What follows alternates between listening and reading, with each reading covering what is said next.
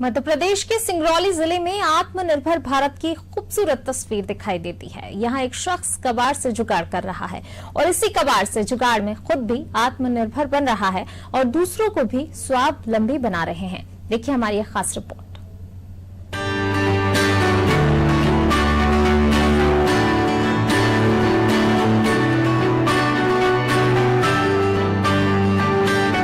मध्य प्रदेश में आखिरी छोर पर बसे सिंगरौली जिले ने कोरोना काल में वो सभी पाबंदियां देखी जो पूरी दुनिया ने देखी, लेकिन इन्हीं पाबंदियों के बीच सिंगरौली जिले के रहने वाले एचडी गर्ग ने स्वावलंबन की एक खूबसूरत मिसाल पेश की है। कोविड-19 के दौरान जहां सब कुछ बंद था, ऐसे में एचडी गर्ग ने धीरे धीरे कबाड़ से जुगाड़ का अपना मिशन जारी रखा। आपकी टीवी स्क्रीन पर दिख रही ये खूबसूरत कलाकृतियां इस बात की गवाह है कि यहाँ मजे हुए कलाकारों ने बेहतरीन काम किया है।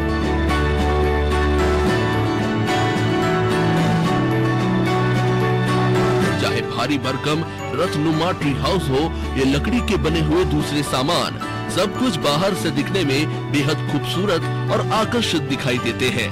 इन सब के पीछे इस फर्म के संचालक एचडी गर्ग की दूरगामी सोच छिपी हुई है।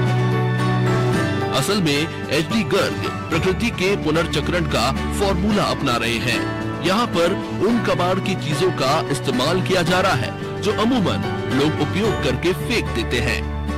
ऐसी ही अनुपयोगी वस्तुओं को एचडी खरीदते हैं और अपनी फर्म में लाते हैं और इससे फिर शुरू होता है ऐसे ही साजो सामान बनाने का सिलसिला, और वो भी बेहद कम कीमत पर। एक्चुअल में हर शहर, हर जिले में कच्चे माल के तौर पे यदि हम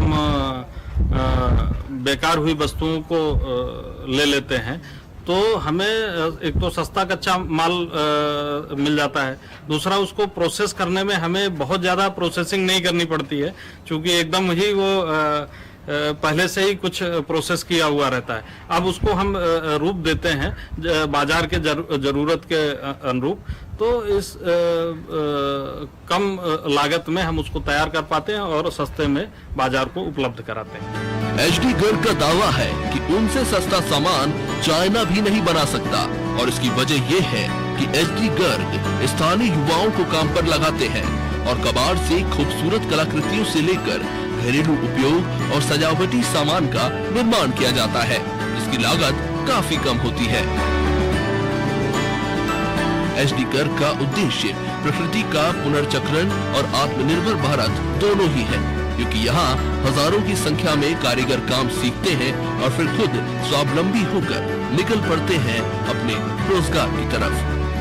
में 2017 से हमने इस पुनर्चक्रण वेस्ट रिसाइकलिंग के प्रोजेक्ट को यहाँ पे स्थापित किया, जिसमें कुछ 2-3 लाख की मशीनरी लगा के और कुछ यहाँ बेरोजगार स्थानीय बेरोजगार युवाओं को जोड़ के और ये एक्टिविटी यहाँ हमने शुरू की थी। पूरी तरह से कबाड़ से जुगाड़ ही है, और ये कबाड़ से इतना बड़ा जुगाड़ है कि बाजार का और हम सबकी जरूरतों को पूरा कर पाता है। आत्मनिर्भर भारत की सच्ची तस्वीर असल मायने में सिंगरौली में दिखती है।